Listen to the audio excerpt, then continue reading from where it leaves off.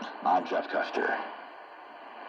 The head of the International Atomic Energy Agency, the IAEA, called Monday for an end to the war in Ukraine, warning Europe's largest nuclear power plant remains under fire.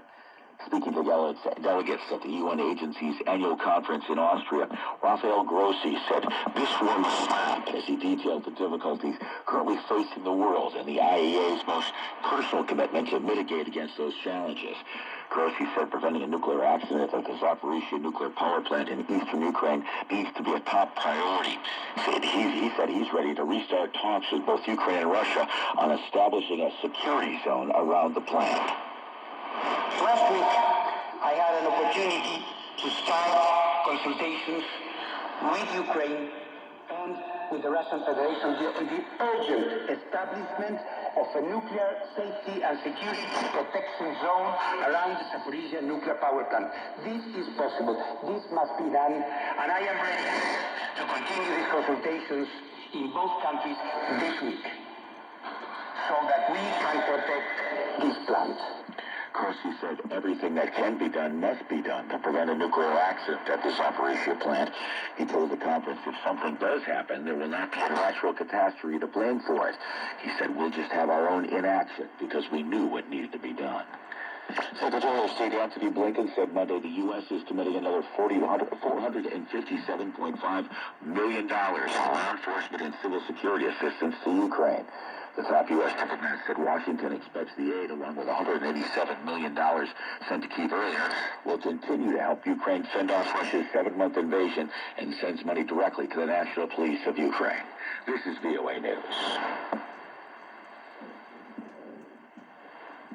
A party with neo-fascist roots has won the most votes in Italy's national election, setting the stage Monday for talks to create the country's first far-right-led government since World War II, with Giorgia Meloni at the helm as Italy's first woman premier.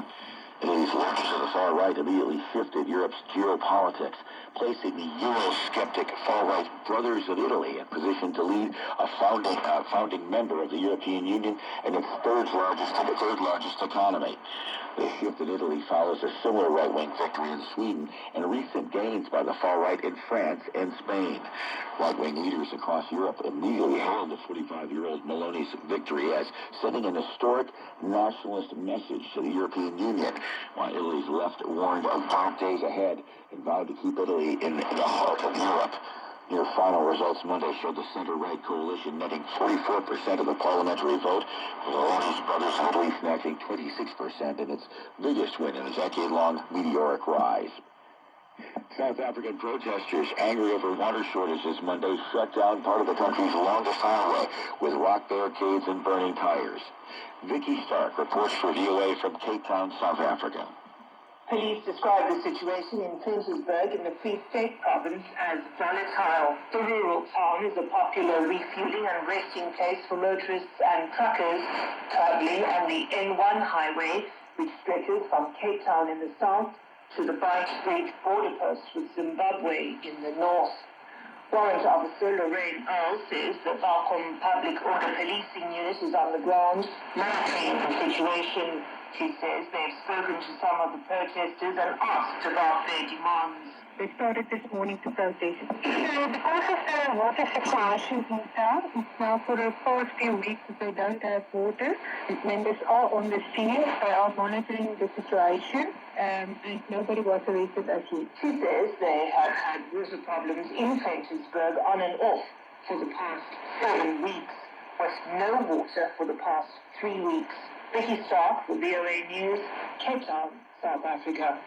The U.S. Space Agency NASA is preparing to test its asteroid-deflecting DART spacecraft as the vehicle launched 10 months ago is expected to impact an asteroid Monday. It's the test of the world's first planetary defense system designed to prevent a doomsday collision with Earth.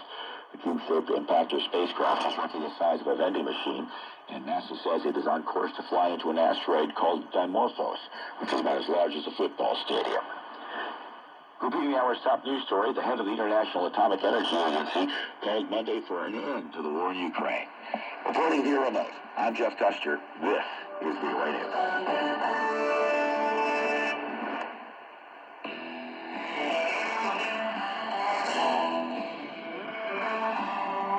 from Tokyo to Tehran, Istanbul to Indonesia, and all points in between. It's time for 60 minutes of the world's best music. This is Border Crossings with Larry London on VOA Global English Network.